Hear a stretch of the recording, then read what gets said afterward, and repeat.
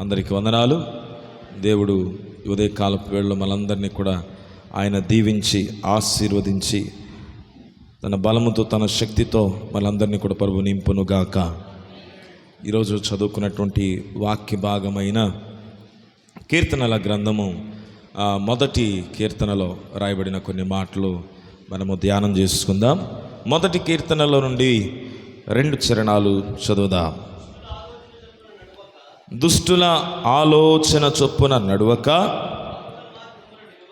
పాపుల మార్గమున నిలువక, అపహాసకులు కూర్చుండు చోటను కూర్చుండక,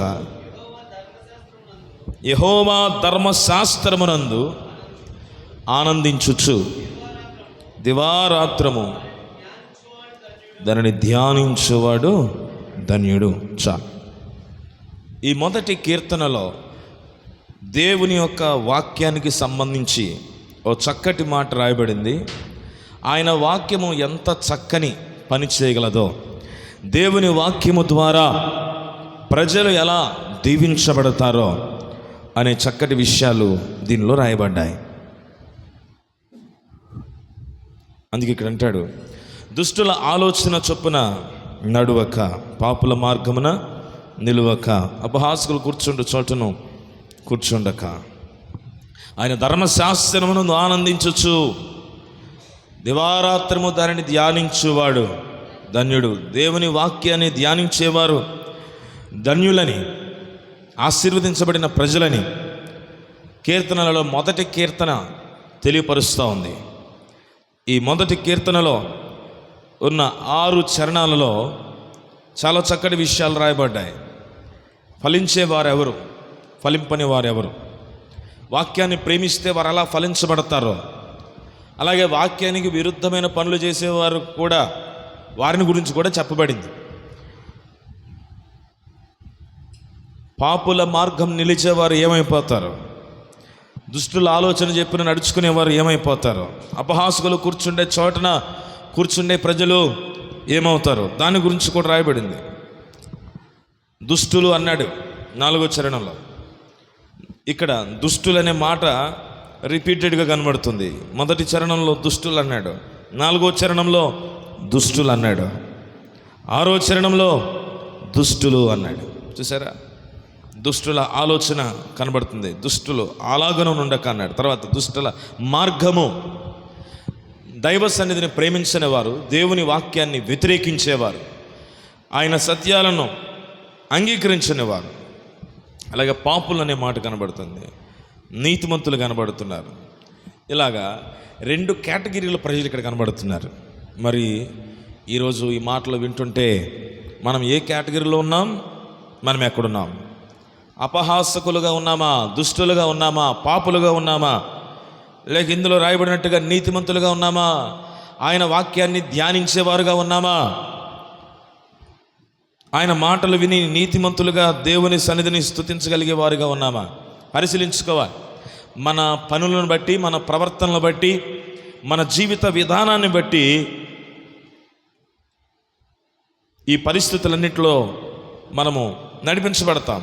కనుక మన ప్రవర్తన ఏ విధంగా ఉందనేది సరి చేసుకోవలసిన ప్రజలమై ఉన్నాం. ఉదయకాల సమయంలో క్రీస్తునందు ప్రియ దేవుని బిడ్డలారా, ఆయన వాక్యాన్ని ధ్యానించే మన జీవితాల్లో ఆయన వాక్యం ద్వారా సంతోషాన్ని అనుగ్రహించగలడు. దేవుని వాక్యం నీ హృదయంలో ఉంటే నీకు ఆనందాన్ని, ఆయన వాక్యం నీ హృదయంలో ఉంటే సంతోషాన్ని దేవుడు ఎల్లప్పుడూ కూడా అనుగ్రహిస్తాడు. ఎందుకంటే యెహోవా ధర్మశాస్త్రమునందు ఆనందించుచు దివారాత్రము దానిని ధ్యానించేవాడు ధన్యుడు. వాక్యాన్ని ధ్యానించేవాడు, దైవ మాటల మీద, దేవుని వాక్యాల మీద ఆలోచన కలిగిన వారు, వారి హృదయంలో దేవుని వాక్యం ఉంటుంది, వారి మనసులో దేవుని వాక్యం ఉంటుంది. తిట్టాలనుకున్న వారి హృదయంలో ఉన్న దేవుని వాక్యం వారిని ఆపగలుగుతుంది. అందుకే భక్తుడైన దావీదు అంటాడు, ప్రభువా పాపము చేయకుండా ఉన్నట్లుగా నా హృదయంలో వాక్యాన్ని నేను కలిగి ఉన్నాను. I keep your word in my heart. నా హృదయంలో నీ వాక్యం ఉంది, అందుకే నేను పాపము చేయాలని తలంపులోనికి వెళ్ళిపోకుండా ఈ వాక్యం నన్ను ఆపుతుందయ్యా. అలాంటి అనుభవంలోనికి దేవుని బిడ్డలో రావాలని ప్రభు కోరుతున్నాడు. దేవుని స్తోత్రం చెప్దామా? కాబట్టి వాక్యము హృదయం లోపలికి వెళితే ఆ వాక్యము పని చేయగలదు. వాక్యము గుండె లోతులకు వెళితే ఆ వాక్యము పని చేయగలిగిన శక్తివంతమైనది. అనేక మంది జీవితాలను మార్చగలిగిన శక్తి వాక్యానికి ఉంది. ఓ రోజున ఇద్దరు మాట్లాడుకుంటున్నారు, ప్రార్థనలు పెట్టి వాక్యాలు చెప్తున్నారు.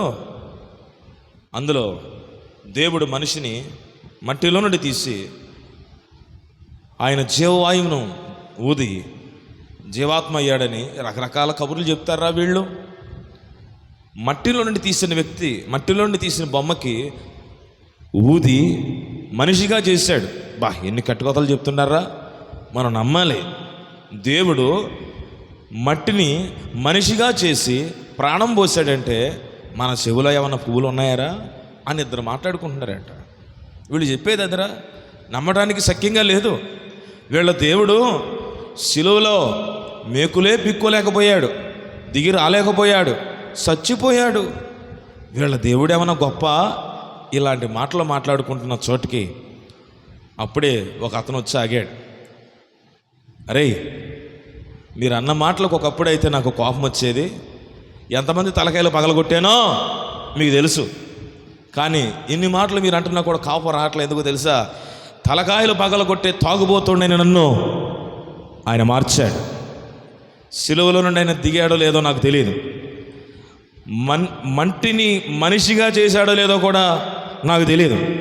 కానీ కఠినమైన హృదయం కలిగిన నన్ను, తలకాయలు బద్దలు కొట్టే కఠినమైన మనసు కలిగిన నన్ను, రౌడీగా తిరిగే నన్ను, మీకు తెలుసు అల్లర చిల్లరగా తిరిగే నన్ను ఆయన మార్చివేశాడు. ఆయన ప్రేమను నాలో కురిపించాడు. అక్కడ ఉన్నవాళ్ళు సైలెంట్ అయిపోయారు. ఎందుకంటే వీడి గురించి వాళ్ళకి ఆల్రెడీ తెలుసు. అరే, మనకెందుకురా, పోదాం పదా అనిపోయారు. కారణం ఏంటంటే అవి జరిగాయో లేదని చెప్పుకుంటున్నారు.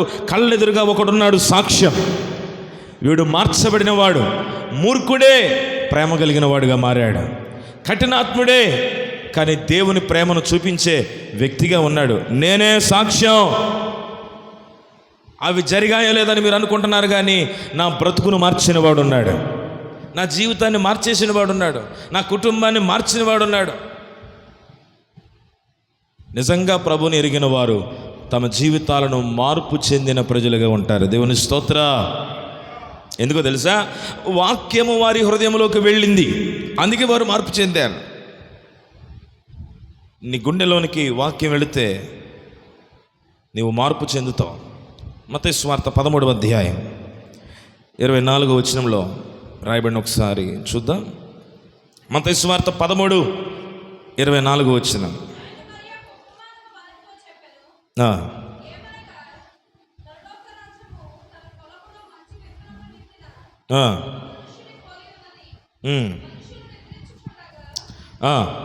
అతని శత్రువు వచ్చి గోధుమల మధ్యన గురుగులు విత్తి పోయాడు. చాలండి. ఇక్కడ అపవాది చేత చేయబడే పనులు కొన్ని ఉన్నాయి. శత్రువు వచ్చి గురుగులు విత్తివాడు పోతాడు. నువ్వెంత మంచి వాక్యాలు విన్నా, ఎన్ని శ్రేష్టమైన పలుకులు విన్నా, శత్రువు చేయాల్సిన పని వాడు చేస్తాడు, వెళ్ళిపోతాడు. అయితే వాక్యమును కాపాడుకోవలసిన బాధ్యత నీదే. వాక్యములో పొరపాటు లేదు, వాక్యములో నకిలీ అనేది లేదు. వాక్యం ఒక్కటే, అది నిజమైనది, సత్యమైనది, దేవుని మాట. జీవితాలను మార్చగలిగిన వాక్యం ఇది, బ్రతుకులను మార్చగలిగిన వాక్యం ఇది, కుటుంబాలను కట్టగలిగిన వాక్యం ఇది, నిర్మించగలిగిన వాక్యం ఇది. వాక్యంలో పొరపాటు లేదు. శత్రువు చేసే కార్యాలను నీవు ఎదిరించకపోతే కూలిపోతావు, జాగ్రత్త, పడిపోతావు, జాగ్రత్త. శత్రువు వచ్చి గురుగులు నీ మధ్యలోనే వాడు చల్లిపోతాడు. నువ్వు కనుక అప్రమత్తంగా లేకపోతే, వాక్యాన్ని సరిగా పట్టుకోలేకపోతే, ఈ వాక్యం నీ హృదయం లోపలికి వెళ్ళకపోతే, ఆ వాక్యం వలన శక్తి నీవు పొందలేవు. కారణం ఏంటంటే గోధుమలతో పాటు గురుగులు కూడా పెరుగుతున్నాయి, జాగ్రత్త. శత్రువు వచ్చి వాడి పని చేయకుండా నీవు పోరాడగలగాలి. ఒకవేళ వాడు పని చేసినా అక్కడ కూడా నువ్వు అప్రమత్తంగా ఉండి నీ పరిశుద్ధ జీవితాన్ని కాపాడుకోవాలి, నీ పవిత్ర జీవితాన్ని కాపాడుకోవాలి. వాక్యములో ఆనందించేవారు నిజంగా ధన్యులు. హల్లెలూయా. అందుకే అలాంటి బలమైన వాక్యం చేత మార్పు చెందిన జీవితాలు కావాలని దేవుడు కోరుతున్నాడు. వాక్యము ఒక మనిషిని మార్చగలదు, వాక్యము ఒక జీవితాన్ని మార్చివేయగలదు, మనుషుల బ్రతుకులను మార్చివేయగలదు. అంత గొప్ప శక్తి వాక్యానికి ఉంది. ఎందుకంటే హెబ్రీ పత్రిక 4:12 రాయబడిన మాట మనందరికీ తెలుసు. వాక్యము 2 అంచుల గల ఖడ్గము గలదై, ఎటువంటి 2 అంచుల గల ఖడ్గము కంటేను వాడిగలదై అని అంటాడు. It is sharper than double edged sword. అది చాలా షార్ప్గా ఉంది. 2 అంచుల ఖడ్గం ఎలాంటిది అయినా దానికంటే కూడా బలమైనది దేవుని వాక్యం. ఈ వాక్యం చేయగలిగే పని అక్కడ రాయబడింది. ఈ వాక్యం ఏం చేస్తుంది? ప్రాణాత్మ మూలుగలను సైతము లోపలికి దూరి నీ మనసులో, నీ తలంపులలో, నీ హృదయములో లోపలికి వెళ్ళి శోధించగలదంట. దేవుని స్తోత్రం. It will penetrate in to the heart. ఆ హృదయం లోపలికి చొచ్చుకుని పోతుంది, దూసుకొని పోయగలదు ఈ వాక్యం. అంత శక్తి కనుక వాక్యములో పొరపాటు లేదా? ఎక్కడుంది పొరపాటు? చెప్పండి, ఎక్కడుంది పొరపాటు? మనలోనే ఉంది. వాక్యము పని చేయకపోవడం అనేది ఎక్కడ ఉండదు. వాక్యము పని చేయగలదు.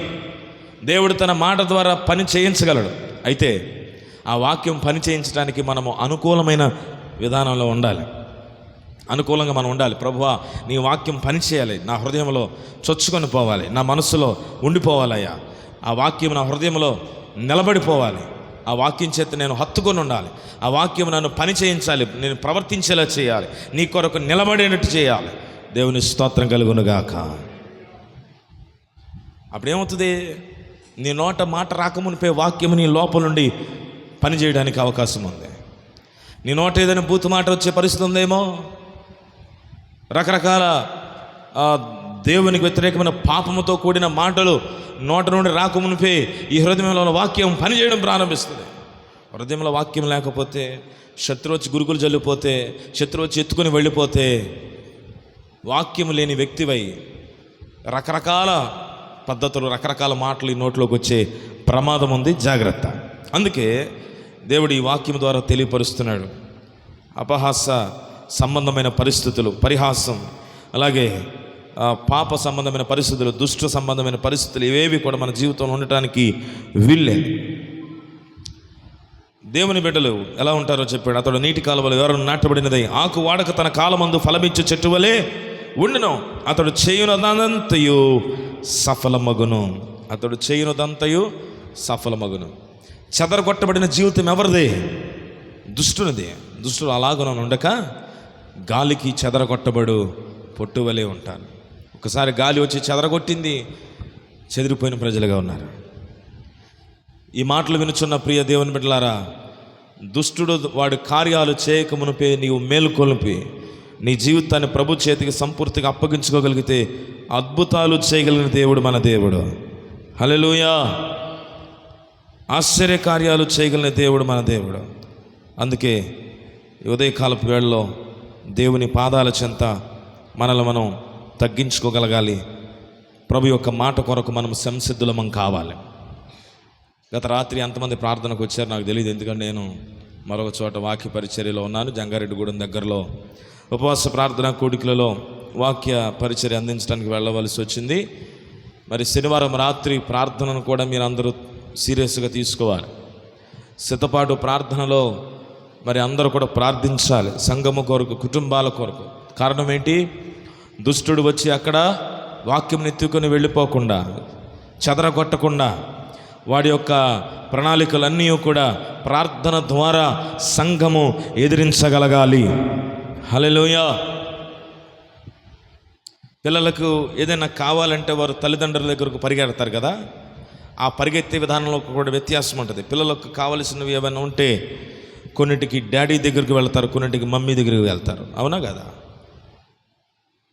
తల్లిదండ్రుల దగ్గరికి వెళ్తారంటే అమ్మ దగ్గరికి వెళ్ళి అడిగే సంగతులు కొన్ని ఉంటాయి, నాన్న దగ్గరికి వెళ్ళి అడిగే సంగతులు మరికొన్ని ఉంటాయి.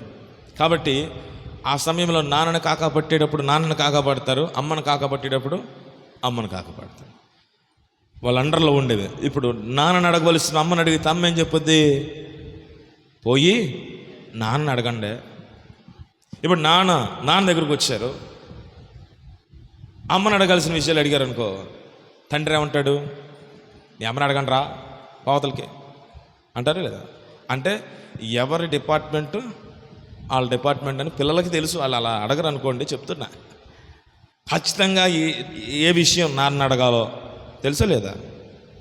ఏ విషయం అమ్మని అడగాలో, ముందు ఇక్కడ స్విచ్ చేస్తే ఆ తర్వాత మొత్తం లైన్ అవుతుంది అనే విషయాలు పిల్లలకి తెలుసు కదా. మా పిల్లలు ఉన్నారు ఇప్పుడు, నా దగ్గరికి వచ్చి ఏది అడగాలో, వాళ్ళ దగ్గరికి వెళ్ళి ఏది అడగాలో కదా. ఒక్కోసారి కంబైన్డ్గా ఏది అడగాలో, కొన్నిసార్లు ముడిపెట్టేసి అమ్మ అలా చేయమంది, లేకపోతే నాన్న ఇలాగ అన్నాడు అంటే ఇదంతా ఎందుకోసం? వాళ్ళ పని చేయించుకోవడం కోసం కదా. మరి నీ పని జరగటానికి ఎవరి దగ్గరికి వెళ్ళాలి? నువ్వు మీ అమ్మ దగ్గరికి వెళ్తావా? మీ నాన్న దగ్గరికి వెళ్తావా? చెప్పండి అందరూ ఒకసారి. పరమ తండ్రి అయిన దేవుని దగ్గరికి పరుగులు ఎత్తాలి కదా. దేవుని స్తోత్ర, హల్లెలూయా. ఇక్కడున్న వాళ్ళందరూ ఆల్రెడీ కుటుంబ వ్యవస్థలో ఉన్నవాళ్ళు, మీరే కనుక మీ అమ్మ దగ్గరికి వెళ్ళాలంటే కొంతమందికి అమ్మలు లేరు, నాన్న దగ్గరికి వెళ్ళాలంటే కొంతమంది నాన్నలు లేరు. ఒకళ్ళు ఉన్నా మీరు వెళ్ళి అడిగితే ఏమంటారు తెలుసా? గాడిదలాగా ఉన్నావు, ఇంక నువ్వు నన్ను అడిగేది ఏంటి అంటారు లేదా? దానికి కూడా ఒక లిమిట్ ఉంది. కానీ పరమ తండ్రి అనే దేవుడు ఎవరు ఆయన చెంతకు చేరినా ఆయన కాదనేవాడు కాదు. ఆయన హక్కును చేర్చుకునేవాడు, మన ప్రతి కొరతను తీర్చేవాడు. అది తెలుసుకొని నీవు ఆయన సన్నిధికి పరిగెత్తగలిగితే నీకు పరిష్కారము నేడే. హల్లెలూయా. ఆ సత్యాన్ని గ్రహించగలిగి, అయ్యా నీవే నా నాన్నవు, నా అమ్మవు నీవే, నేను నీ చెంతకి వచ్చాను, నాకు సహాయం చేసేవాడు నీవే, మార్గం తెరిచే దేవుడు నీవు తప్ప నాకు ఎవరున్నారు ప్రభువా? నా అమ్మ కంటే, నా నాన్న కంటే మించిన అమ్మవు నీవే, మించిన నాన్నవు నీవే, మా అమ్మకు నాన్న కూడా నీవే కదా దిక్కు, దారి తెరిచే దేవుడు నీవేనని ఆయన పాదాలు పట్టుకుంటే నీకు పరిష్కార మార్గమును చూపగలిగిన దేవుడు ఉన్నాడు. దేవుని స్తోత్రం కలుగును గాక. జాగ్రత్త గమనించాలి. దేవుని వాక్యంలో ఆయన మాటల చేత బలపరచబడిన ప్రజలమై ఆయన ఆలోచనల చేత మనము నడిపించబడాలి. దేవునికి స్తోత్రం కలుగును గాక. వెనక్కి జారిపోయే పరిస్థితిలో, ఆత్మీయ జీవితంలో వెనకడుగు వేయడానికి, పడిపోవడానికి చాలా కారణాలు ఉన్నాయి. కానీ వాటిలో కొన్ని కారణాలు ఉదయకాల సమయంలో జ్ఞాపకం చేసుకుందాం. ఆత్మీయ జీవితంలో పడిపోయే పరిస్థితులు అసలు ఎందుకు వస్తున్నాయి? ఆధ్యాత్మికంగా పడిపోతున్నటువంటి పరిస్థితుల మధ్యలో పేతురు తన పత్రికలు అంటాడు. 2 పేతురు 2వ అధ్యాయము 20వ వచనంలో, 2 పేతురు 2వ అధ్యాయం 20వ వచనం చదవండి.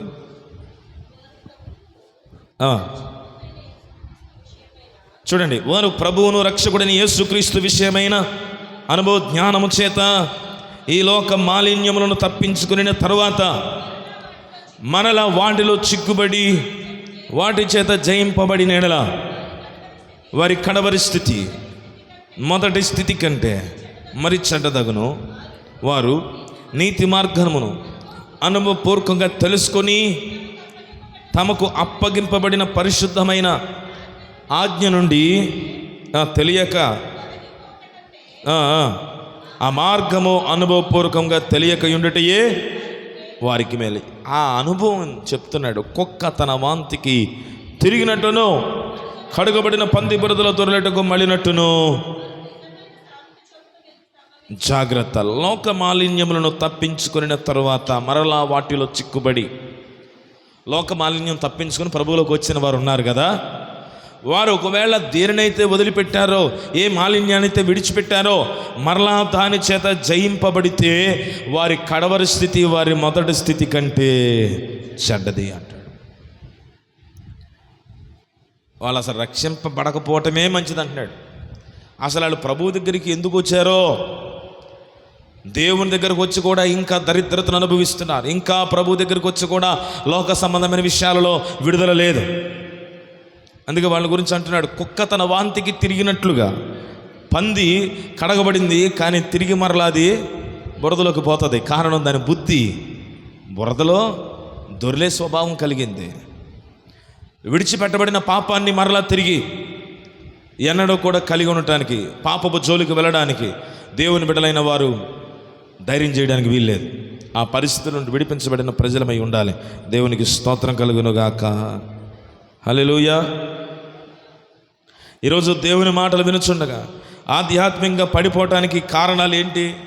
ఆత్మీయ జీవితంలో అనేకమైనటువంటి పరిస్థితుల మధ్యలో పడిపోతూ, దైవ వ్యతిరేకమైనటువంటి పరిస్థితుల మధ్యలో నీరసించిపోతున్నటువంటి పరిస్థితులు. చూడండి, ఈ పేతురు ఇక్కడ రాసినటువంటి విషయాలలో జాగ్రత్తగా గమనిస్తే, పేతురు రాశాడు కదా, మరి పేతురు ఎప్పుడు పడిపోలేదా? ఈ పత్రిక రాసింది ఎవరు? పేతురు. ఉట్టిన రాశాడా? ఆయన అనుభవపూర్వకంగా తెలుసుకున్నాడు. పడిపోయిన సందర్భాలు తనకు గుర్తు వస్తున్నాయి. అందుకే ఇదిగో మీరు మరలా పడిపోమాకండి, అలా పడిపోతే చాలా ప్రమాదం, మీరున్న స్థితిలో దేవుని కొరకు నిలబడాలి అని కోరుతున్నాడు. పడిపోయిన పరిస్థితులు ఉన్నాయి. విశ్వాస జీవితంలో కొన్నిసార్లు అతడు పడిపోయాడు. వెనక్కి పడే ఆ క్రమంలో ఒకేసారి పడిపోవడం కాదు, కానీ చిన్న చిన్నగా స్టెప్ బై స్టెప్ పడిపోయే పరిస్థితులు ఉంటాయి. అలాంటి క్రమంలో వాక్యంలోనే ఓ మాట మనకు కనిపించగలదు. నాతో పాటు ఈ మాట చెప్పండి అందరూ కలిసి. సామెత 16:18 రాయబడిన మాట నాతో పాటు చెప్పండి. పడిపోవుటకు ముందు అహంకారమైన మనస్సు నడుచును. మరలా చెప్పండి అందరూ కూడా. పడిపోవుటకు ముందు అహంకారమైన మనస్సు నడుచును. పడిపోవడానికి ముందు ఏం నడుస్తుందంట? అది జాగ్రత్త. పడిపోయేదానికి ముందు అహంకారమైన మనసు నడుస్తుందని భక్తుడైన జ్ఞాని అయిన సొలొమోను తెలియపరిచాడు. పడిపోయేదానికి ముందు అహంకారం. నేను పడను, నాకేంటి, నేను పడను, అస్సలు సమస్య లేదు, నేను విశ్వాసంలో చాలా బలంగా ఉన్నాను, ప్రార్థనలో బలంగా ఉన్నాను, లేకపోతే అన్ని విషయాల్లో చాలా పర్ఫెక్ట్గా ఉన్నాను అనే అహంకార స్వభావం ఎన్నడూ కూడా దేవుని బిడ్డలకు ఉండటానికి వీల్లేదు. అందుకే జ్ఞాని అని సొలొమోను అంటాడు, పడిపోవడానికి ముందు అహంకారమైన మనస్సు నడుస్తుంది. అలాంటి ఓ సందర్భాన్ని పరిశుద్ధ గ్రంథంలో నుండి చూద్దాం. ఎవరికైనా ఇలా జరిగిందా? నేను పడను, నేను బాగానే ఉంటా, నాకేం తక్కువ అన్నవాడు డామ్మను పడిపోయాడు. ఎవరో తెలుసా? పేతురే. చదువుతాం ఒకసారి. మార్కు సువార్త 14వ అధ్యాయము 27 నుంచి 31 వరకు.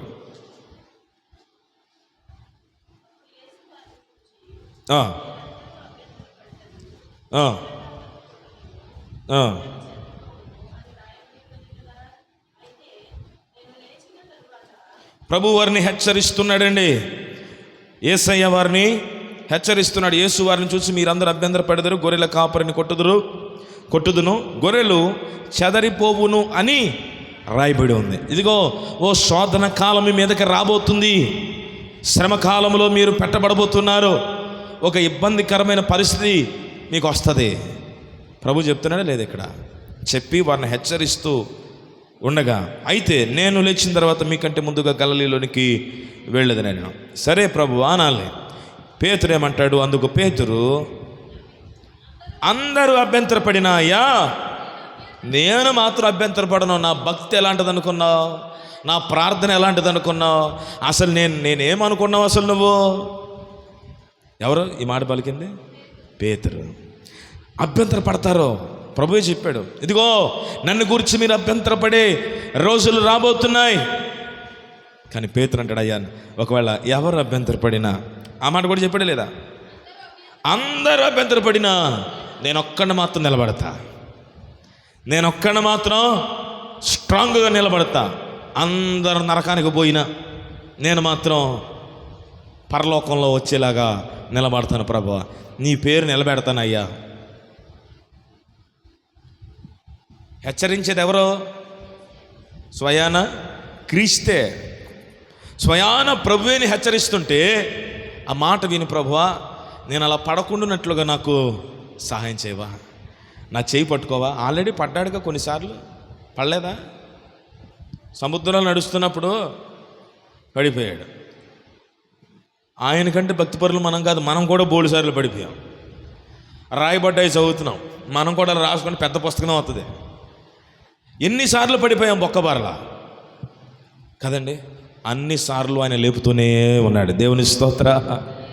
అయినా కూడా ఇంకా మనసులో ఆ లక్షణం రాదు ఇంకా కొంతమందికి. ప్రభువా పడిపోతానేమో, నన్ను పట్టుకోవా, నా చేయి పట్టుకోవా. శోధన కాలం రాబోతుంది, శ్రమకాలం రాబోతుంది. నన్ను గురించి మీరు అభ్యంతర పడతారు, చెదరగొట్టబడతారు. లేదు లేదు లేదు, అందరూ అభ్యంతరపడినా నేను మాత్రం నిలబడతా. ఇప్పుడు యేసయ్య అంటున్నాడు, యేసు అతన్ని చూచి, నేటి రాత్రి కోడి 2 మార్లు కూయక మునిపే నీవు నన్ను ఎరుగునని 3 times ముమ్మారు చెప్పేదవని నీతో నిశ్చయముగా చెప్పుచున్నా. అతడు మరి ఖండితముగా, నేను నీతో కూడా చావాల్సి వచ్చిన నిన్ను తెలియదని నేను ఎవరికి చెప్పను. ఖండితంగా చెప్పాడంట. అంటే యేసయ్య మాటను కూడా లెక్క చేయలా. ఊరుకో ప్రభువా, అసలు నన్ను గురించి ఏమనుకుంటున్నావు? నీ సంగతంతా తెలిసినోడు ఆయన. నువ్వు ప్రగల్భాలు పలికితే కుదరదు. నువ్వు ఎంత ఖండితంగా చెప్పినా నడవదు. ఆయన చెప్పాడు, తలకాయ వంచుకుని, అయ్యా నాకు సహాయం చేయి. వాక్యం వింటున్నప్పుడు, వర్తమానాలు వింటున్నప్పుడు కూడా కొన్నిసార్లు ఈ మాటలన్నీ పడిపోయే వాళ్ళకి కానీ మనకెందుకు అనే సందర్భం రాకూడదు. జాగ్రత్త. ప్రభువా, ఈరోజు నువ్వు మాట్లాడుతున్నావు, ఒకవేళ నేనే పడిపోతానేమో, ఒకవేళ నా జీవితంలోనే పడిపోయే సందర్భాలు వస్తాయేమో, తొలగిపోయే సందర్భం వస్తుందేమో, హృదయం కఠినమైపోయే సందర్భం వస్తుందేమో, నన్ను అలా కాకుండా రక్షించిన ఆయన, కాపాడు ప్రభువా, నా చేయి పట్టుకో ప్రభువా. పేతురులో నుండి నేర్చుకోవాల్సిన విషయం అదే ఈ మధ్యాహ్నపు వేళ. అందుకే సామెతల గ్రంథకర్త అన్నాడు, ఏ మనస్సు నడుస్తుందంట? పడిపోయేదానికి ముందు అహంకారమైన మనస్సు. నేను పడను, నేను నిలబడతాను, ఖండితంగా చెప్తున్నాడు. ఏసే మాట జరుగుద్దా, నీ మాట జరుగుద్దా? ఆయన మాట కదండి ఫైనల్. అందుకే ఆయన మాటతో మనం ఏకీభవిద్దాం. హల్లెలూయా. శోధన వస్తుందని ఒకవేళ హెచ్చరిస్తుంటే వాక్యము ద్వారా, శ్రమలో పడిపోతావు, నీవు జాగ్రత్తగా ఉండాలని ప్రభు హెచ్చరిస్తుంటే, అవునయ్యా నా చేతిని పట్టుకుని నడిపించు, నేను బలహీనుడను, నేను బలహీనురాలను, నేను శక్తి లేని వ్యక్తిని, నీ సహాయం లేకపోతే నేను దాటి వెళ్ళలేను, నేను దాటిపోలేను. అలాంటి తగ్గింపు కలిగిన మనస్సు ఈ మధ్యాహ్నపు వేళ నీవు కలిగి ఉండాలని నా ప్రభు కోరుతున్నాడు. చూడండి, దేవుని దగ్గర మనకు ఉండాల్సిన మనస్సు. మత్తయి సువార్త 18వ అధ్యాయం 3-4 వచనాలు చదవండి. మత్తయి సువార్త 18వ అధ్యాయం 3-4 వచనాలు. బిడ్డల వంటి వారైతేనే కానీ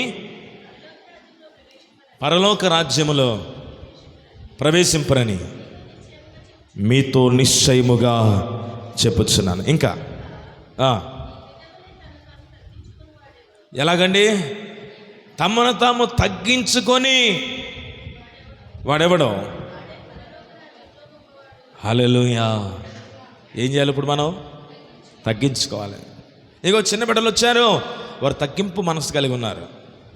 వాళ్ళలో తగ్గింపు మనసు ఉంది కనుక వాళ్ళు నోరు తెరిచి పాప పుణ్యం లేకుండా మాట్లాడే పిల్లల గురించి, కొంతమందిని గురించి ప్రభు మాట్లాడుతున్నాడు. హల్లెలూయా.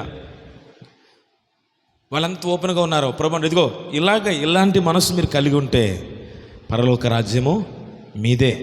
మీరు కూడా ఈ బిడ్డల వంటి వారైతే, వారికి ఏడుపు వస్తే ఏం చేస్తారు? వెంటనే ఏడుస్తారు పిల్లలు కదా. అంటే అలాంటి మనస్సు మనం కలిగి ఉండాలని ప్రభు ఎందుకు కోరుతున్నాడు? ఒకవేళ మనకు ఏడుపు వచ్చింది అనుకోండి, ఏమవుతాం? వెంటనే ఏడుస్తామేంటి? పక్కకు పోయి ఏడుస్తాం, ఎవరు లేకపోతే ఏడుస్తాం కదా. అంటే పెద్దవాళ్ళు కనుక కొంచెం అడ్డు వస్తూ ఉంటుంది. ఒకవేళ తప్పు చేశారనుకో, పిల్లలు వెంటనే ఒప్పుకునే అవకాశం ఉంది. పిల్లలు, నేను చెప్పేది చిన్నపిల్లల గురించి అని, ప్రభువుకు చెప్పింది కూడా చిన్నపిల్లలే. ఇక తప్పు చేసి దాన్ని దాయాలని తలంపు వచ్చే పిల్లలు ఉన్నారే, ఇక వాళ్ళు వయసు దాటారని అర్థం. అలాంటి వాళ్ళ గురించి కాదు ప్రభు చెప్పేది.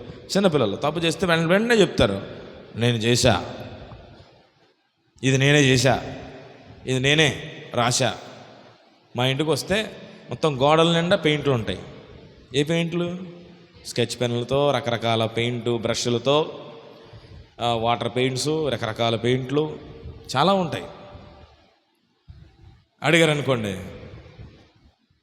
మా పెద్దదంటది, నేను కాదంటది, కానీ ఒకటి వస్తుంది ముందుకి, చిన్నది కదా, నేనే చెప్పుద్దావిడ. ఎందుకని తెలియదు. నేను చేశాను చెప్తే ఏమైంది? జాగ్రత్త గమనించండి.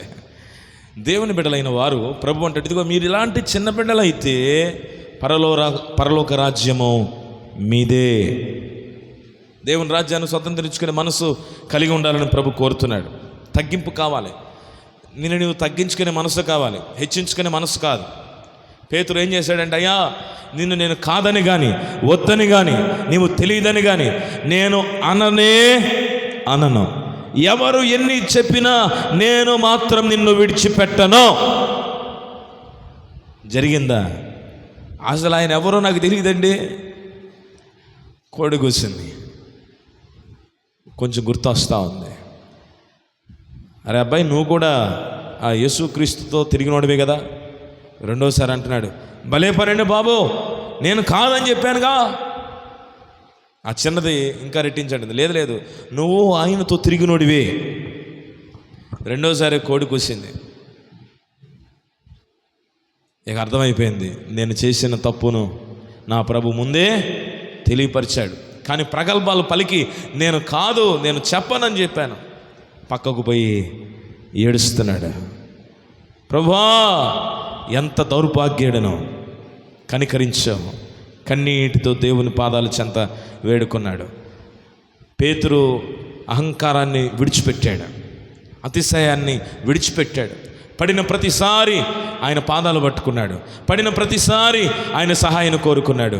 అందుకే పేతురుని దేవుడు బహుబలముగా వాడుకున్నాడు. గట్టిగా స్తోత్రం చెప్దామా? హల్లెలూయా. గమనించండి, అందుకే పేతురు అతిశయ కారణాన్ని తీసుకోదలుచుకోవాలి. సిలువ వేయదలిస్తే వారితో చెప్పాడు, అయ్యా యేసయ్యతో పాటుగా నన్ను వద్దు, ఆయన పాదముల దగ్గర నన్ను తలపెట్టుకుంటా, నా కాళ్ళు పైకి పెట్టి నా తల కింద పెట్టి తలకిందులుగా సిలువ వేయబడి చనిపోయాడు పేతురు క్రీస్తు కొరకు. హల్లెలూయా. అతిశయించే కారణాలు కొన్ని పరిస్థితులు, అహంకారపు పరిస్థితులు వచ్చాయి. కానీ వాటిని జయించగలిగాడు, వాటిని విడిచిపెట్టాడు, ప్రభు కొరకు నడిపించబడ్డాడు. ఎందుకు ఈ విషయాలు రాయబడ్డాయి? పౌలు భక్తుడు కొరింథీ సంఘానికి రాస్తూ అంటాడు, 1 కొరింథీ పత్రిక 10వ అధ్యాయం 11వ వచనం చదవండి. 1 కొరింథీ 10వ అధ్యాయం 11వ వచనం.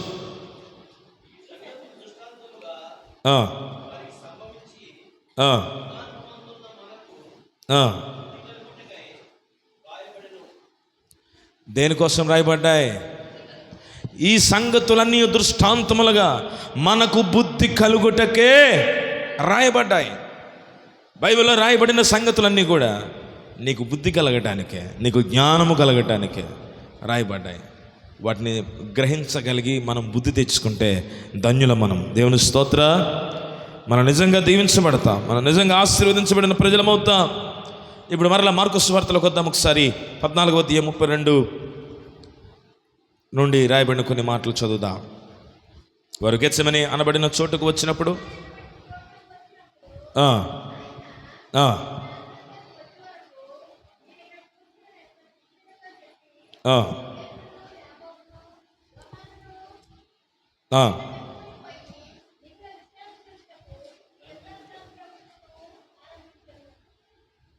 చదవండి.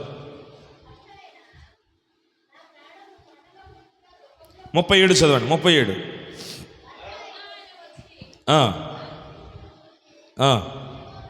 సీమోను, నీవు నిద్రించుచున్నావా? ఒక్క గడి అయినను మేలుకొని ఉండలేవా? శోధనలో ప్రవేశించుకున్నట్లు మెలకువగా ఉండి ప్రార్థన చేయుడి. చాలండి. జాగ్రత్తగా గమనించండి. ఈ వాక్య భాగంలో మనం చూస్తున్నాం, ప్రభు ఏం చెప్పాడు వారితో? శోధనలో ప్రవేశించుకున్నట్లు మెలకువ కలిగి ప్రార్థన చేయండి. వారితో చెప్పాడు ప్రార్థన చేయమని. ఇక్కడ చూడండి 32లో, నేను ప్రార్థన చేసి వచ్చే వరకు మీరు ఇక్కడ కూర్చుండుడని శిష్యులతో చెప్పాడు. ఆయన కూర్చోమన్నాడుగా, కాబట్టి వీళ్ళు ఏకంగా పడుకుని పోయారు. నేను ప్రార్థన చేయడానికి వెళ్తున్నాను అంటే అర్థం ఏంటి? మీరు కూడా ప్రార్థన చేయండి. ఏకాంత ప్రార్థన, వారితో కలిసి చేసే ప్రార్థన కాదు. ఆయన ప్రార్థన ఆయనదే, వీళ్ళ ప్రార్థన వీళ్ళదే.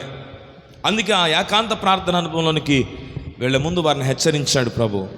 శోధన కాలం రాబోతుంది, అప్పటికి కొన్ని విషయాలు చెప్పాడు. ఇప్పుడు మనం ఇందాక చదువుకున్నాం కదా, నీవు నన్ను ఎరగనని 3 సార్లు చెప్తావు. ఇవన్నీ ప్రభు చెప్పిన తర్వాత కూడా పేతురుకి నిద్ర బాగా పట్టింది. ఎందుకో తెలుసా? పేతురుని ఈరోజు ప్రభు మనకు చూపెడుతున్నాడు. మనం కూడా పేతురు లాంటి వాళ్ళమే. ఎన్ని శోధన కాలంలో ప్రవేశించే సంగతుల గురించి ప్రభు బోధించిన, ఎన్ని హెచ్చరికలు దేవుడు మనతో తెలియపరిచినా కూర్చోగానే మంచి నిద్ర పట్టేస్తుంది. అవునంటారా కాదంటారా? వాస్తవానికి కొన్ని ఇబ్బందికరమైన పరిస్థితులు, నిద్ర పట్టలేదండి అని చెప్పే సంగతులు కూడా కొన్ని ఉంటాయి. ఎప్పుడు? ఇబ్బంది ఎక్కువైనప్పుడు, కష్టం ఎక్కువైనప్పుడు, ఆరోగ్యం చెడిపోయినప్పుడు, కలవరం కలిగిన సమయాలలో, ఏం జరుగుద్దో తెలియని సమయాల్లో నీవు నిద్రపోవాలని నీకు నిద్ర రాదు. కానీ ప్రభు నీవు నిద్రించకుండా ప్రార్థించవలసిన సమయం ఒకటి ఉంది అని నిన్ను హెచ్చరించినప్పుడు మరిచిపోయి శుభ్రంగా దుప్పటి పడుకుంటే శోధనను ఎలా జయిస్తావు? శ్రమ నుండి నీవు ఎలా బయటపడతావు? అదే ఇక్కడ చూపెడుతున్నాడు దేవుడు. పేతురుకు హెచ్చరికలు అందించబడ్డాయి. పేతురు యేసుక్రీస్తు చేత బోధించబడ్డాడు. శోధనలో ప్రవేశిస్తావు, జాగ్రత్త, నన్ను ఎరగనంటావు, అభ్యంతరపడే సందర్భం రాబోతుంది. అది అసలు జరగని పని ప్రభువా. అలాంటి హెచ్చరికలు విన్న తర్వాత కూడా ప్రభు అని అడిగో, నేను వెళ్ళి ప్రార్థన చేస్తున్నాను, మీరు ఇక్కడే ఉండండి. యేసయ్య వచ్చినప్పుడు మరలా ఆయన వచ్చి వారు నిద్రించుండట చూచి, సీమోను, నీవు నిద్రించుచున్నావా? ఒక్క గడి అయినను మేలుకొని ఉండలేవా? శోధనలో ప్రవేశించుకున్నట్లు మెలకువగా నుండి ప్రార్థన చేయాలి కదా. ఒక్క గడి అయినా మెలకుగా ఉండలేరా? ప్రార్థన కొరకు సమయాన్ని కేటాయించలేరా? యేసయ్య గద్దిస్తూ అడుగుతున్నటువంటి విషయాన్ని మనం ఇక్కడ గమనిస్తున్నాం. జాగ్రత్త గమనించాలి. లూకా సువార్త 21వ అధ్యాయంలో మరొక సంగతిని చూద్దాం. లూకా సువార్త 21:34.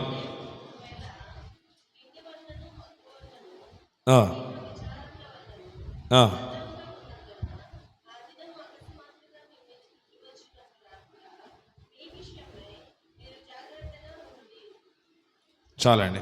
లూకా సువార్త 21:34 నుంచి ఈ మాటలు చదువుతున్నాం కదా. ప్రభు హెచ్చరిస్తున్నాడు. ఆయన హెచ్చరిక మాటలు ఈ మధ్యాహ్నపు వేళ మనము జాగ్రత్తగా గ్రహించగలగాలి. మీ హృదయంలో ఒకవేళ తిండి వలనను, మత్తు వలనను, ఐహిక విచారములను, ఏమండి మీరు అనొచ్చు, ప్రభువా నీకేం తెలుసు నాయన, ఎన్ని బాధలు పడుతున్నానో, ఎక్కడెక్కడ ఎన్ని కట్టాలో నీకేం తెలుసయ్యా? వడ్డీలు కట్టాలి ప్రభువా, ఈఎంఐలు కట్టాలి నాయన, డబ్బులు ఎక్కడే ప్రభువా, మరి విచారం నాకు ఏమవుతుంది నాయన, కట్టాలి కట్టాలి కట్టాలని ఆలోచించాలా నిద్రపోతాను. అదే చెప్పాడు. అప్పుడే ప్రభు చెప్పాడు, ఐహిక విచారము వలనను. చెప్పాడా లేదా? ఏమండి కారణాలు చెప్పాడు. మీరు నిద్రలోనికి ఎందుకు వెళ్ళిపోతున్నారు ప్రార్థన చేయకుండా? యేసయ్య అప్పుడే ఆ విషయాలు చెప్పాడు. ఒకటి, తిండి వలన, మత్తు వలన. శుభ్రంగా బిర్యానీ తినవలసిన దానికంటే ఎక్కువగా తిని, మొక్కలు తినవలసిన దానికంటే ఎక్కువ తిని అలానే వచ్చే నిద్ర ఉంటుంది. ఇంకా అంటాడు, ఐహిక విచారము వలన. కట్టవలసిన బాకీలు కనబడుతున్నాయి, చేతిలో డబ్బులు లేవు, ఈఎంఐలు కనబడుతున్నాయి, వచ్చేవి కనబడట్లేదు. ఏమవుతుందంటే అప్పుడు అలాగా నీరసం వచ్చి నీరసంలో నుండి నిద్రలోకి వెళ్ళిపోతారు. ఏంటో ఎందుకు పడుకున్నావు? మనసు ఏం బాగోలేదు, ప్రాణం ఏం బాగోలేదు అన్నారా లేదా ఎప్పుడైనా? ఇవి జరిగాయినా? ప్రతిరోజు జరిగేవే. ప్రభు చెప్పాడు, అందుకనే ఐహిక విచారము వలన మందముగా ఉన్నందున. ఏమండి ఎందుకు మందంగా ఉంటుంది? డైజిన్ బిళ్ళ వేసుకోలేదనా, సిరప్ తాగలేదనా, పొద్దున్నే గ్యాస్ ట్యాబ్లెట్ వేసుకోలేదు, దానికోసం కాదు. నీ విచారము వలన నీ హృదయం మందమైపోయింది, యాక్టివ్నెస్ లేదు. కారణం ఏంటంటే బాధలు ఎక్కువైపోయి హృదయం మందమైపోద్ది. అది యేసే చెప్పిందే. అందుకే పడుకుంటున్నానండి అని చెప్పకండి. ప్రభు అంటున్నాడు, దానిని నీవు జయించగలగాలి. అలా మందముగా ఉన్నందున ఆ దినము అకస్మాత్తుగా మీ మీదకి ఊరి వచ్చినట్టు రాకుండా మీ విషయమై మీరు జాగ్రత్తగా ఉండండి. జాగ్రత్తగా ఉండండి. వరద వచ్చినప్పుడు ఎవరికైనా తెలుసా? వాళ్ళందరూ ఏం చెప్తున్నారు? మాకు ఎవరికి తెలియదండి. మా వీధుల వరకు మునిగిపోవటం మాకు తెలుసు, అందుకే నీళ్ళు వస్తుంటే ఆ వీధి వరకు వస్తుంది తప్ప ఇంట్లోకి వస్తుందా అనుకుంటే గ్రౌండ్ ఫ్లోర్ మొత్తం మునిగిపోయింది. నెమ్మదిగా అది వస్తానే ఉంది. కానీ ప్రభు హెచ్చరించాడు ఇక్కడ, అకస్మాత్తుగా ఆ దినం మీ మీదకి రాబోతుంది, జాగ్రత్త. మీ హృదయం మందంగా అంటే కుదరదు. ఐక విచారం వలన కృంగిపోయాను ప్రభా, నీరసించిపోయాయా, కుదరదు. నీవు జాగ్రత్తగా ఉండాలని ప్రభు చెప్తున్నాడు. అలాగా మెలకు కలిగి ప్రభు సన్నిధిలో ప్రార్థనాత్మను కలిగి జాగ్రత్తగా మనం కాచుకోవాలని యేసయ్య కోరుతున్నాడు. దేవునికి స్తోత్రం కలుగును గాక. 36 కాబట్టి మీరు జరగబో వీటి నెలను తప్పించుకొని మనుష్య కుమారుని ఎదుట నిలవబడుటకు శక్తి గల వారగునట్లు ఎల్లప్పుడూ ప్రార్థన చేయుచు మెలకుగా ఉండుడి. నాతో పాటు చెప్తారు ఈ మాట. కాబట్టి దగ్గరగా చెప్పాలి అందరూ. కాబట్టి మీరు జరగబోవు వీటి నెలను తప్పించుకొని ఏం చేయాలంటండి? మరలా చెప్పాలి, గట్టిగా చెప్పండి, అందరూ చెప్పండి. తప్పించుకొని మనుష్య కుమారుని ఎదుట నిలువబడుటకు శక్తిగల వారగునట్లు ఎల్లప్పుడూ ప్రార్థన చేయుచు మెలకువగా ఉండుడి. ఆమేన్. నీవు ఎలా ఉండాలని ప్రభు కోరుతున్నాడు? శక్తి కలిగిన వారుగా, మెలకువ కలిగిన వారుగా ఉండాలని దేవుడు కోరుతున్నాడు. బలహీనంగా ఉండాలని ప్రభు కోరట్లేదు. ఎందుకు బలహీనమైపోతున్నావో నీ బలహీనతలన్నీ కూడా నా ప్రభు తీసివేయునుగాక. నీ హృదయం ఎందుకు మందంగా అయిపోతుందో ప్రభు హెచ్చరిస్తున్నాడు. నీ హృదయం మందం కావడానికి వీల్లేదు. బలం తెచ్చుకో, శక్తిని పొందుకో, ప్రభు సన్నిధిలో ప్రార్థించు, వాటన్నిటిని కూడా జయించు. ఆయన వచ్చే సమయంలో నీవు శక్తి కలిగిన వ్యక్తిగా ఆయన ఎదుట నీవు నిలబడాలని నా ప్రభు కోరుతున్నాడు. దగ్గరగా స్తోత్రం చెప్దామా? హల్లెలూయా.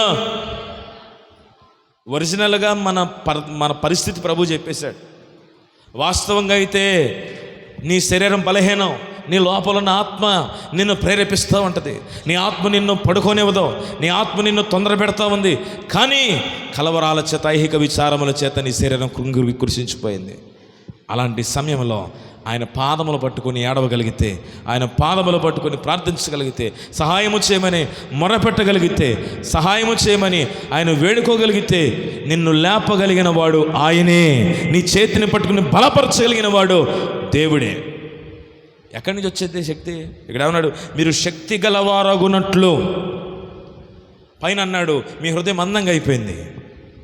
మరి అదే సమయంలో నిన్ను శక్తివంతునిగా చేయగలిగిన వాడు ఆయన ఉన్నాడు. దేవుని స్తోత్ర. శక్తి లేని నిన్ను శక్తివంతునిగా చేయగలడు. ఆయన పాదములు పట్టుకో చాలంతే. ఆయన పాదాలు పట్టుకో. ఈ వరద ప్రాంతాల్లో హెలికాప్టర్ను తీసుకొచ్చి దాని మీద నుండి ఒక తాడేసి అక్కడ ఉన్నటువంటి వాళ్ళని పైకి లాగాలంటే ఆ తాడు ఏం చేయాలి? వాళ్ళు పట్టుకోవాలిగా. మా వల్ల కాదు కానీ మీరే మమ్మల్ని ఏదో రకంగా తీసుకెళ్ళండి అంటే ఏం చేస్తారు చెప్పండి? ఏ కాలుకో చేతికో మరీ ఇక బలహీనలే ముసలోళ్ళు అనుకోండి, కదలేని పరిస్థితుల్లో ఉంటే మూడేసి అలాగని లాక్కెళ్తారు. అన్నీ కలిగి ఉండి పట్టుకోగలిగి కూడా ఒకడు ఇలాగే వరద వచ్చి మునిగిపోతా ఉంటే, ప్రభు నేను ఎంత ప్రార్థన పరునో నీకు తెలుసు, నా కోసం నువ్వే రావాలి, హెలికాప్టర్ వచ్చింది అయినా కానీ వెళ్ళట్లేదు అంటే వీడు చేసే ప్రయత్నం వీడు చేయడు. ఆయన డైరెక్ట్గా వచ్చేయాలి. రావట్లేదు. ఇక ఏమనుకున్నాడు? మొత్తం మీద ఆ వరదలు మునిగిపోయాడు. ప్రభు నువ్వు వస్తావు అనుకున్నానుగా. అరే బాబు బోట్ వచ్చింది, కొంతమంది వచ్చారు. వాళ్ళు కాదు ప్రభు, నువ్వు వస్తాను అనుకున్నావు కదా, నువ్వు రావాలి కదా. నీ ప్రయత్నం ఎక్కడ చేసావురా అబ్బాయి? హెలికాప్టర్ తాడేసారు వాళ్ళు, కనీసం పట్టుకున్నావా? అది కాదు ప్రభు, నువ్వు వస్తానన్నావుగా. నేను వచ్చాను, ఇదిగో నీ ఎదురుగా నిలబడ్డా. నీ ప్రయత్నం ఎలాగో చేయలేదు కనుక నిన్నే నా దగ్గరికి రప్పించుకున్నా. జాగ్రత్త గమనించండి. కొందరు వారి ప్రయత్నం వారు చేయరు. ఆయన పాదాలు పట్టుకుంటే చాలు, నిన్ను శక్తిమంతుడిగా చేయగలిగిన శక్తి ఆయనకున్నది. హల్లెలూయా. ఆయన దగ్గరకు మనం వెళ్ళి మన బలహీనమైన పరిస్థితులన్నీ చెప్పుకోగలిగితే చాలు. వాక్యములు ప్రభు అన్నాడు, ఎల్లప్పుడూ నువ్వు ప్రార్థన చేయండి, మెలకువగా ఉండండి. మీరు శక్తిమంతులు కావాలి, మీరు బలహీనలు కావడానికి వీల్లేదు, మీరు పడిపోవడానికి వీల్లేదు. దేవుని శక్తిని సంపాదించడానికి ప్రభువు నిన్ను బలపరచగలిగిన దేవుడే. బలమైన కార్యాలు జరిగించగలడు, శక్తివంతమైన కార్యములు జరిగించగలడు. పరిశుద్ధ గ్రంథంలో చూడండి, హెబ్రీ పత్రిక 2వ అధ్యాయం, పరిశుద్ధ గ్రంథంలో మరొక మాట మనం చదువుదాం. హెబ్రీ పత్రిక 2వ అధ్యాయము 1-2 వచనాలు. కావున మనము వినిన సంగతులను విడిచిపెట్టి కొట్టుకొని పోకున్నట్లు వాటి యందు మరి విశేష జాగ్రత్త కలిగి ఉండవలను. ఎందుకనగా దేవదూతల ద్వారా పలకబడిన వాక్యము స్థిరపరచబడినందున ప్రతి అతిక్రమమును అవిధేయతను న్యాయమైన ప్రతిఫలము పొంది ఉండగా ఎంత గొప్ప రక్షణను మనము నిర్లక్ష్యము చేసేలా ఎలాగూ తప్పించుకుంటాం. ఎలా తప్పించుకుంటాం? మనకు ప్రభు హెచ్చరిస్తున్నాడు, విన్న సంగతులను విడిచిపెట్టి కొట్టుకొని పోవద్దు. విన్న సంగతులను జాగ్రత్తగా పట్టుకో. వాటిని పట్టుకొని నీవు దేవుని కొరకు ముందుకు అడుగులు వేయాలని నా ప్రభు కోరుతూ ఉన్నాడు, ఆయన ఆశిస్తూ ఉన్నాడు. దేవునికి స్తోత్రం కలుగునుగాక. హల్లెలూయా. మార్కు సువార్తలోనే 14వ అధ్యాయము 54 చదవండి. మార్కు సువార్త 14:54 వచనం. పేతురు ప్రధాన యాజకుని ఇంటి ముంగిటి వరకు దూరం నుండి ఆయన వెంట పోయి బంట్రౌతులతో కూడా చాలండి. మొత్తం మీద ఎవరితో వెళ్ళాడు? యేసయ్యతో వెళ్ళాడు. ఎలా వెంబడించాడంటే ఆయన్ని? దూరము నుండి ఆయన వెంట పోయి. ఆయన వెనకాల లేడు. స్టార్ట్ అయిపోయిందా? ఎరగనని చెప్పే ఆ సమయం ఆసనమైపోయింది. దగ్గరగా ఉన్నవాడు కాస్త చెప్పండి ఏమైపోయాడు? దూరం వెళ్ళిపోయాడు. అంతకుముందే అన్నాడు అదే అధ్యాయంలో, నేను అభ్యంతరపడిన ప్రభు, ఎందరూ నిన్ను విడిచినా నేను నిన్ను విడిచిపెట్టను, అవసరమైతే నీతో కూడా నేను చచ్చిపోతా, నా ప్రాణం ఇచ్చేస్తా అన్నవాడు కొద్ది సమయంలోనే ఆయన వెనకాల వెళ్ళవలసిన వాడు దూరము నుండి చూస్తున్నాడు. పూర్తిగా విడిచిపెట్టలా, కానీ దూరం అయ్యాడు. ప్రభువుకు నీవు దూరం కాకూడదని దేవుడు కోరుతున్నాడు. ఆయన సన్నిధికి నీవు దూరం కాకూడదని దేవుడు కోరుతున్నాడు. ప్రభు ఆయనతో కూడా నీవు ఉంటే ఆయన నిన్ను విడిపించేవాడు, నడిపించేవాడు. దేవునికి మహిమ కలుగునుగాక. హల్లెలూయా. గుర్తుపట్టకూడదని, ఆ సందర్భంలో అతడు అక్కడి నుంచి విడిపించబడాలని కోరుతూ ఉన్నాడు. గమనించండి, ఎందువలన? పిరికివాడైపోయాడు కనుక. అంతకుముందు ధైర్యంగా చెప్పాడు మాటలో, కానీ ఇప్పుడు ఏమొచ్చాయి? పిరికితనం వచ్చేసింది, భయం వచ్చింది. మనకేం జరుగుద్దో ఆయనకే దిక్కు లేదు, ఆయన్నే పట్టుకుని పోతున్నారు. క్రీస్తునందు ప్రియ దేవుని బిడ్డలారా, ఎన్నడూ నీవు భయపడటానికి, పిరికి దానం అవ్వటానికి, పిరికివాడు అవ్వటానికి వీల్లేదు. ఎందుకంటే జయించే దేవుడు నీ పక్షముగా ఉన్నప్పుడు నీవెందుకు భయపడాలి? నీ పిరికితనమంతా తీసివేయి. ఆ సమయంలో, ప్రత్యేకమైనటువంటి ఆ సమయంలో పేతురు దూరం నుండి చూస్తూ ఉన్నాడు, దూరముగా ఉండి వెంబడిస్తున్నాడు. ఎందుకంటే అతనిలో భయం ఆవరించింది. ఇంకా చెప్పాలంటే లోక సంబంధమైన పరిస్థితులు వచ్చేసాయి. లోక సంబంధమైన పరిస్థితుల మధ్యలో అతడు ఉన్నాడు. సామెతలు 26వ అధ్యాయం, సామెతలు 6వ అధ్యాయం 27 చదువుదామా? సామెతలు ఆ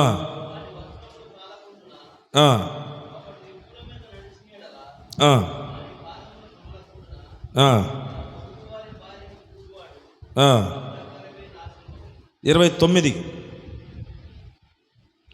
కూడా చదివారా? ఓకే, చూడండి, ఇక్కడ చాలా భయంకరమైన పరిస్థితులు కనబడుతూ ఉన్నాయి.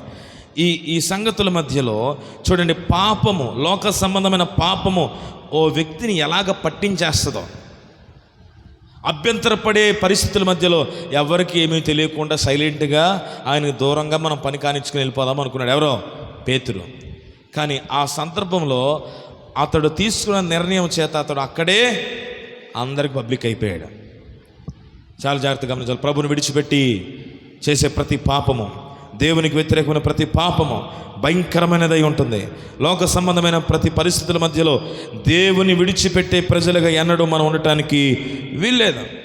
1 కొరింథీ పత్రిక 15వ అధ్యాయము 33వ వచనంలో రాయబడిన మాట కూడా ఒకసారి చూద్దాం.